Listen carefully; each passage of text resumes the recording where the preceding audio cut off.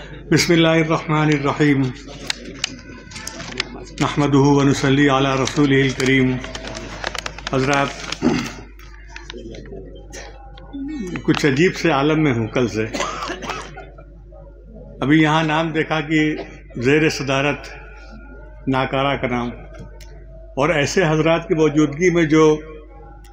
صدر الصدوری نہیں ہے بلکہ مصادر علم و فضل ہیں، وہ پہلے نشست تھی جی۔ تو ان کی موجودگی میں تو ہم نے کہا یہ کیا ہے، تو اندازہ یہ ہوا کہ جو لا علمی ہے، دیکھیے اصل چیز جو ہے وہ ہمارا لا علم ہونا ہے۔ پہلی بات یہ ہے، کسی بھی خطے کے بارے میں اگر ہم نہیں جانتے ہیں اس کی تاریخ کو، تو اس تاریخ کا قصور نہیں ہے بلکہ کہیں نہ کہیں ہماری لا علمی ہے۔ ہم نے یہ بات لکھی تھی کہ ایسا لگتا ہے کہ آپ رامپور پڑھیے، اب لکھنؤ پڑھیے، گلبرگہ پڑھیے، آپ مرشد آباد پڑھیے، آپ بھوپال پڑھیے، آرکاڈ کو پڑھیے، سارے ہندوستان کے علماء و فضلاء کی تاریخیں مل جاتی ہیں۔ نہیں ملتی ہیں اگر تو یہ خطے میں بات ہے، یہ ایک حقیقت ہے، تو غصے ہونے کی بات نہیں ہے، یہ ایک حقیقت ہے۔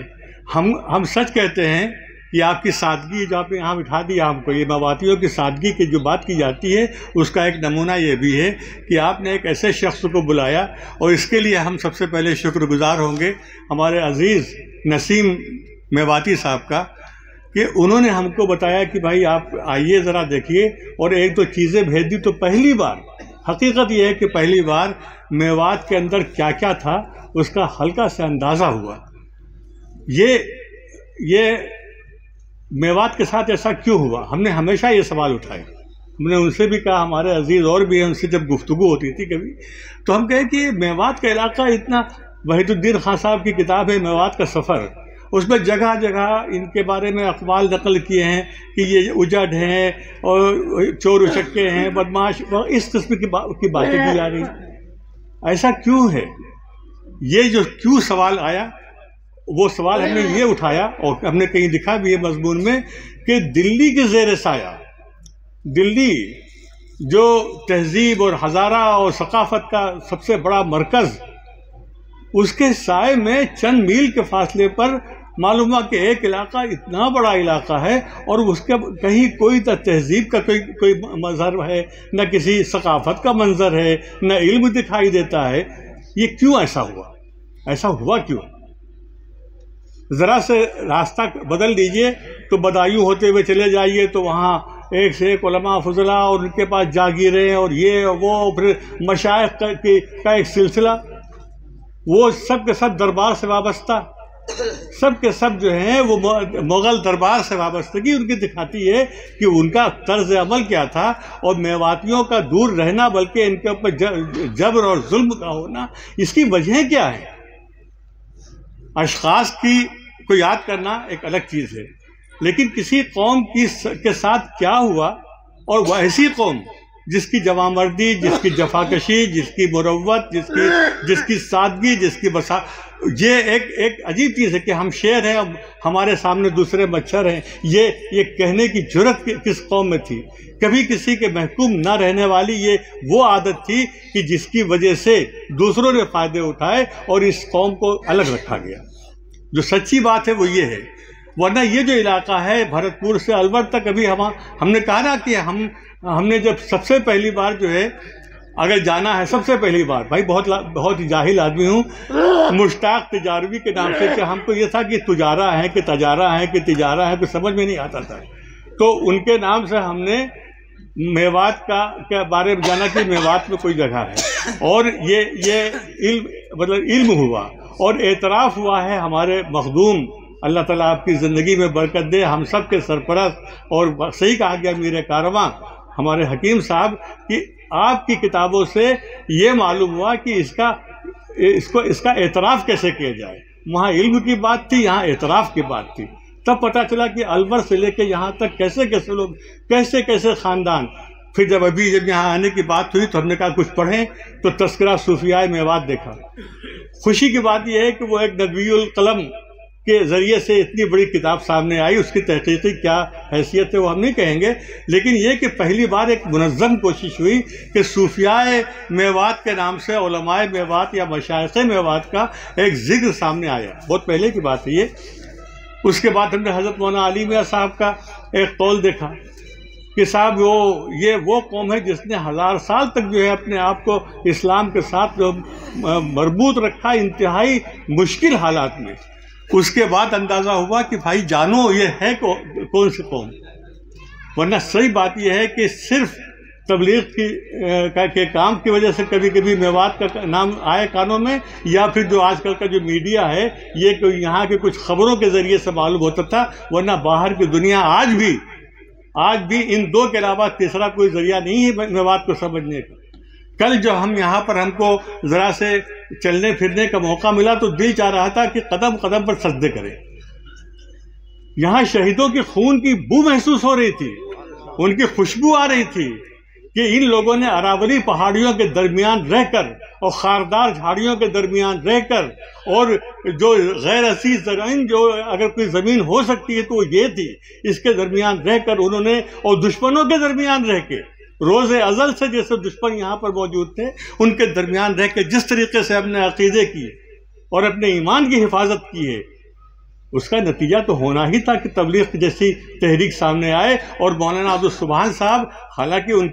ان کو وہ ماحول کہیں نہ کہیں یہاں ملا ہوگا، تب مولانا عبدالسبحان صاحب ہوئے، جن کے بارے میں ہم نے لکھا، آپ نے دوہرا بھی دیا ہے بہت سی باتوں کو، کہ وہ علم کی مشین، یعنی مولانا الیاس صاحب کے بارے میں کہا جاتا ہے کہ بہت کم بولتے تھے، بہت چھوٹے چھوٹے جملے بولتے تھے۔ اگر مولانا الیاس رحمۃ اللہ علیہ نے ان کو علم کی مشین کہا تو بہت کچھ کہہ دیا، انہوں نے کارخانہ بنا دیا، ان کو علم کا کارخانہ بنا دیا۔ جی ایسے ہی ایک عبدالقادر رائے صاحب، مولانا عبدالقادر رائے رحمۃ اللہ علیہ فرماتے ہیں کہ مولانا عبدالسبحان تو 1000 سال پہلے کی ارواح میں سے ایک روح ہے۔ یہ جملہ کیا کہتا ہے؟ پورے میوات کی عظمت کو پورے ہندوستان کے اوپر چھا دیتا ہے۔ 1000 سال پہلے کی ارواح میں سے ایک روح ہے۔ یہ چیزیں جو ہیں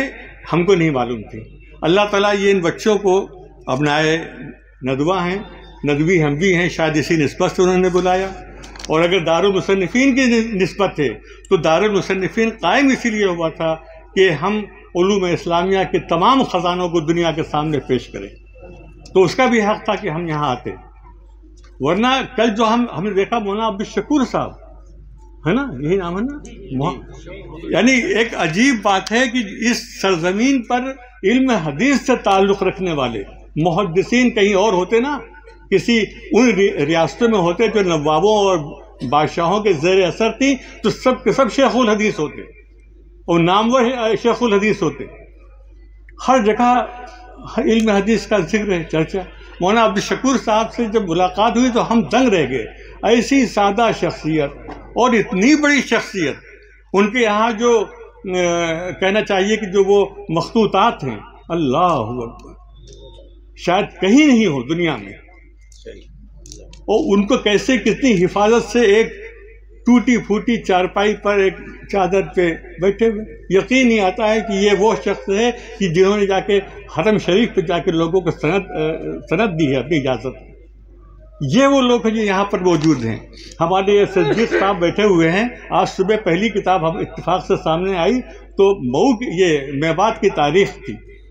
تو آپ نے جو محنت کی ہے وہ کمال کی ہے۔ مطلب جب سے دنیا انسانیت کا وجود، پانی چاہیے تھا ذرا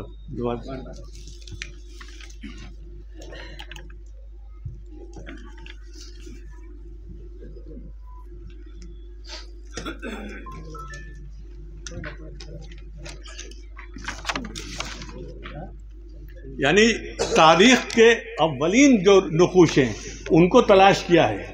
ہندی سنسکرت مصادر سے، اور میوات پہ انہوں نے بین الاقوامی اس کی جو شناخت بتائی ہے، میڈ ہے، میر ہے، پتہ نہیں کیا کیا۔ ہم نے کہا یا اللہ یہ شخص کو معلوم ہوا کہ آپ یہیں پر موجود ہیں، تو لوگوں نے محنت تو کی ہے لیکن اس محنت کا فیض جو ہے عام نہیں ہوا۔ کسی نے بہت ہی تلخ لہجے میں اور بڑے پرسوز انداز میں کہا کہ آج بھی علماء میوات کا نہ دیوبند میں کوئی دخل ہے، نہ ندوے میں دخل ہے، نہ کسی بھی بڑے سے بڑے مدرسے۔ حکیم صاحب کی شخصیت بالکل الگ ہے، وہ بالکل ایک استثناء ہے، وہ استثناء ہے بالکل۔ یہ کیوں ایسا امتیاز برتا ہے؟ یہ سوال ہم کو جو ہے جب ہم پڑھیں، دیکھیں، سوچیں تو ہم کو سوال قائم کرنے چاہیے، بجائے اس کے کہ ہم قصیدوں میں لگ جائیں، ہم یہ، ہم وہ، یا فلاں یہ، فلاں یہ، فلاں یہ۔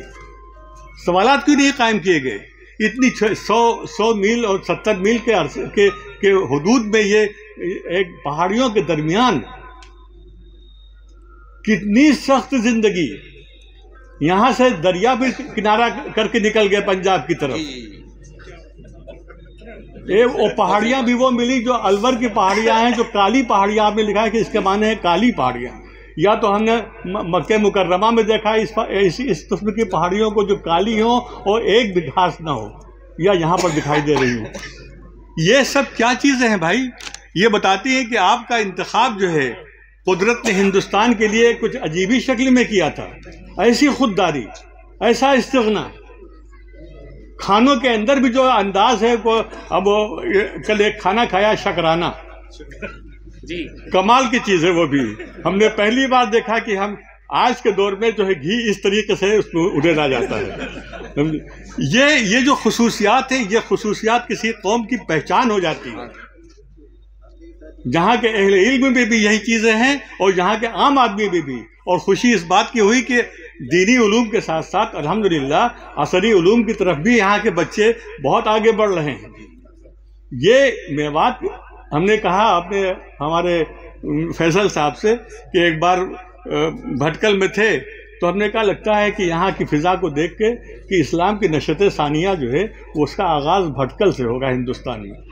کل ہم نے کہا کہ شکرانہ کھانے کے بعد ہم نے کہا لگتا یہ ہے کہ اسلام کی جو نشت ثانیہ ہے اس کا آغاز کہیں نہ کہیں میوات سے ہوگا۔ یہ وہ زمین ہے جو بالکل خام ہے، ابھی تک خام ہے۔ مولانا اسحاق صاحب کی شخصیت، اللہ اکبر، ایسی شخصیت جس نے مدینہ منورہ کی یا مکے کی وادیوں میں، حجاز کی وادیوں میں میوات کو دیکھ لیا۔ کیا یعنی حب وطن بھی ہے اور حب دین بھی ہے اور عقیدے کی صلابت بھی ہے، اور بزرگوں سے وہاں پر دیکھا تو کہنے کہ ہم نے کہا پوچھے کہ یہ میوات کیسے آ گیا یہاں پر حجاز میں، تو فوراً یاد آیا کہ حضرت نے چلتے ہوئے ہدایت کی تھی کہ کہیں جاؤ تو وہاں کے بارے میں مقامی طور سے کھودو کوریدو نہیں، تو چپ ہو گئے۔ یہ چیز جو ہوتی ہے، یہ چیز جو ہے میواتیوں کو سب سے الگ کر رہی ہے۔ کوئی تکلف نہیں، کوئی بناوٹ نہیں، کوئی تصنع نہیں، جو ہے وہ ہے، سچائی کے ساتھ ہے۔ اور جہاں سچائی ہوگی، اور جس کا ابھی ایک ذرا سے ہلکا سے نمونہ دیکھنے میں آیا تو بتایا اس نے کہ زندہ قوم ہوتی کیا ہے۔ عبدالسبحان صاحب ایسے نہیں پیدا ہو گئے تھے اس کے اندر، اور یہ مولانا عبدالشکور صاحب جیسی، یعنی کوئی سوچ ہی نہیں سکتا ہے کہ یہ اتنی بڑی شخصیت، اور ایسی کتنی شخصیتیں یہاں پر ہیں۔ ہم لوگ تو زیادہ تر لوگ تو وہ ہیں جو آج تو میڈیا کا زمانہ ہے اور فلاں اس کا ابلاغ کا زمانہ ہے، اپنا اظہار ہونا ضروری ہو گیا ہے۔ ہم نے یہ کیا، ہم نے وہ کیا، ایسے کیا، لیکن نہیں، یہ وہ لوگ تھے جنہوں نے اسلام کی اصل روح کو سمجھا، جو بکریاں چراتے ہوئے، جو بیر کھاتے ہوئے، جو ببول کے جھاڑیوں سے گزرتے ہوئے، جو اب ان کے جو چولہے ہیں آج بھی بتاتے ہیں کہ قرون اولیٰ میں کیسے چولہے رہے ہوں گے۔ یہ ساری چیزیں ہیں، یہ ناز کرنے کی چیزیں ہیں، اور یہ بچے جو ہیں جو ابنائے ندوہ ہیں، یہ واقعی دل سے مبارکباد کے مستحق ہیں۔ اور ہم کو فخر ہوتا کبھی کبھی کہ ندوہ جس مقصد کو لے کے اٹھا تھا وہ یہ تھا کہ اشاعت اسلام ہو، مدافعات اسلام ہو اور رفع نزاعات باہمی ہو۔ یہ تین پیغاموں کا اثر کہیں نہ کہیں الحمدللہ پوری صدی میں دکھائی دیا ہے، اور آج اس کا سب سے بڑا نمونہ یہ ہے کہ کوئی کسی میں کوئی مسلکی یا اس قسم کا کوئی، سب مل کے کام کر رہے ہیں۔ بھائیو، بہت ہو گئی، مختصر فرمائیں، لکھا ہے تو،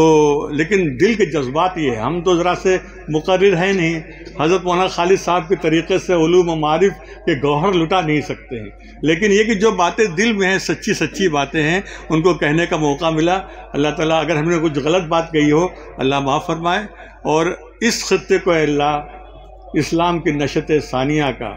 نقطۂ آغاز بنا دے پھر سے۔ یہ شجاعت، آج اسی شجاعت، اسی دلیری اور اسی جوش کی ضرورت ہے، اور وہ دینی حمیت اور وہ علوم کے ساتھ وابستگی، وہ جو جس کی مثالیں یہاں کے بزرگوں نے پیش کی ہیں، اس کی ضرورت ہے۔ ان بچوں کو اللہ تعالیٰ کامیابی سے نوازے۔ بہت عمدہ کتاب بھی شائع کی ہے، اور یہ کام اب جاری ہوگا اور تیزی سے آگے بڑھے گا انشاءاللہ۔